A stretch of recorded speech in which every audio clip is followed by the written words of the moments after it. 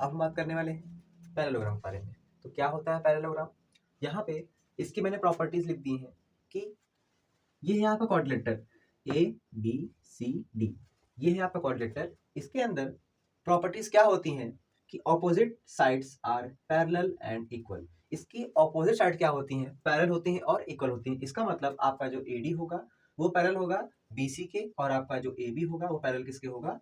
DC के होगा। मतलब ऑपोजिट साइड्स आपस में पैरेलल होती हैं और इक्वल भी होती हैं। मतलब आपका जो AB है, AD आपका अगर 5 सेंटीमीटर है तो BC आपका कितना होगा? 5 सेंटीमीटर होगा। अगर आपका AB 6 सेंटीमीटर है तो आपका DC भी कितना होगा? 6 सेंटीमीटर होगा। चलिए, तो यहाँ मैंने पहला कर दिया। Second, opposite angles are equal. इसका मतलब आपका जो पूरा एंगल A होगा पूरे एंगल C के इक्वल होगा, और पूरा एंगल D किसके इक्वल होगा? पूरे एंगल B के इक्वल होगा। मतलब इसके ऑपोजिट एंगल क्या होते हैं? आपस में इक्वल होते हैं। थर्ड क्या था कि diagonals are bisect each other. Diagonal जो होते हैं वो क्या करते हैं? आपस में बाइसेक्ट करते हैं। मान लीजिए यहाँ के आपका एक क्या है?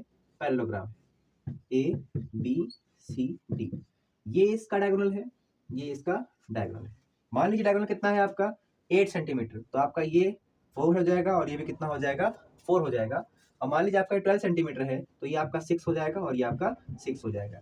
ये जो छोटी छोटी लाइन्स होती हैं ये इक्वल का साइन दिखाती हैं, कौन किसके इक्वल है। Got it? चलिए, अब हमने पूरी प्रॉपर्टीज देख ली हैं। अब हम इसका प्रूफ देखेंगे कि साइड्स कैसे इक्वल होती हैं, एंगल्स कैसे इक्वल होते हैं। चलिए,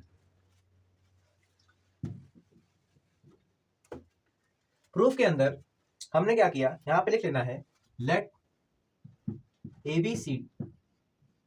ABCD इज अ पैरेललोग्राम।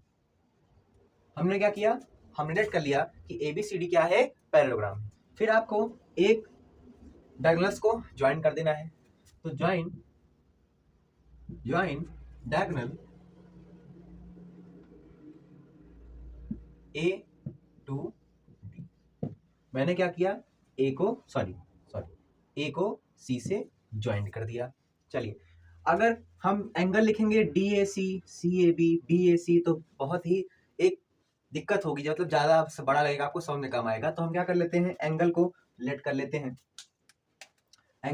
लेते हैं। मान लीजिए ये आपका एंगल 1, ये आपका 2, ये है आपका 3, ये है आपका 4। मैंने लेट कर लिया कि ये आपका क्या है? एंगल्स है। अब देखिए, यहां तक तो सब कुछ समझ में आ गया। अब आपके नेक्स्ट स्टेप क्या करना है? नेक्स्ट स्टेप में आपको ये ट्रायंगल और ये ट्रायंगल लेना है। तो इन ट्रायंगल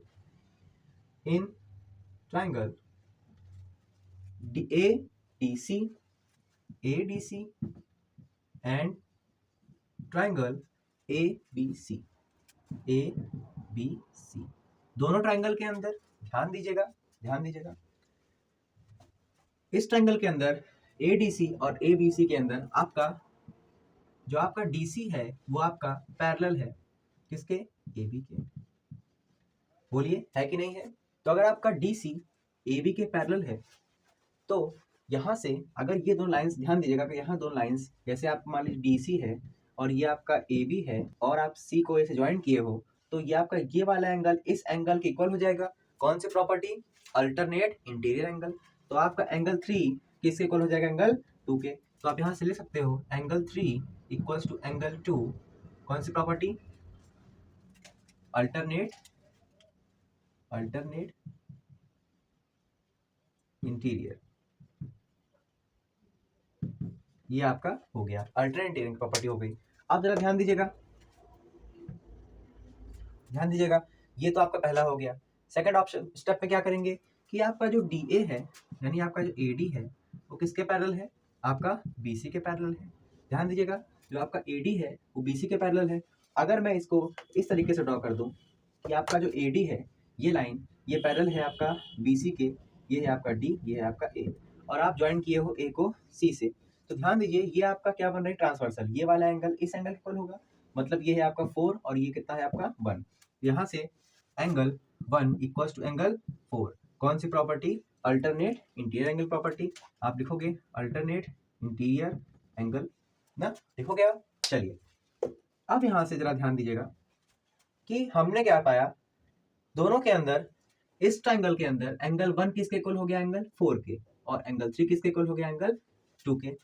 अब जरा ध्यान दीजिए, अगर जैसे बहुत लोग कंफ्यूज होते हैं, सर कॉमन क्यों ले लेते हैं, क्या है कॉमन कॉन्ग्रुएंसी के अंदर। जैसे आपका ये एक क्वाड्रेटल है, क्वाड्रेटल के अंदर आप इस लाइन को इससे ज्वाइन किए हो, देख अगर मैं इस अभी इसको इसे ज्वाइन कर दिया तो ये दो ट्रायंगल्स के अंदर डिवाइड हो गया। कितने ट्रायंगल्स के अंदर, दो ट्रायंगल्स के अंदर। अब देखिए अगर मैं इस लाइन को ही हटा दूं तो क्या ये ट्रायंगल रहेंगे, नहीं, ये ट्रायंगल नहीं रह जाएंगे।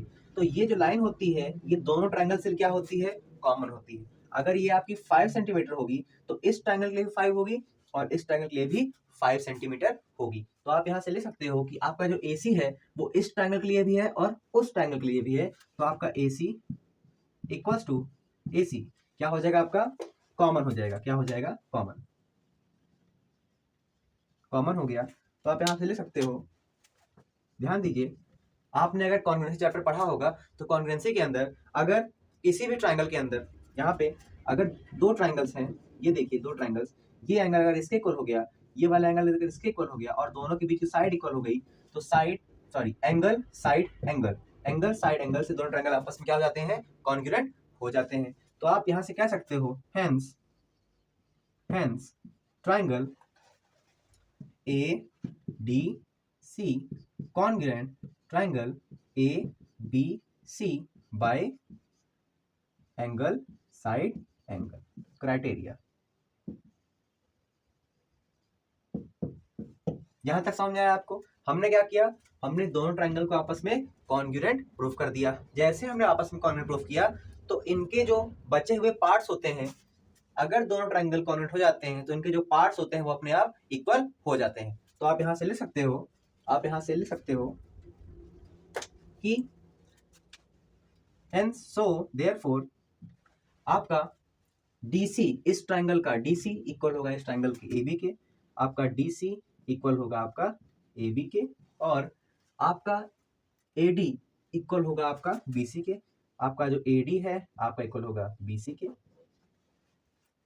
और देखिए AD equals to BC, and आपका जो एंगल D है और एंगल B क्या हो जाएंगे, आपस में इक्वल हो जाएंगे, यानी angle D equal angle B।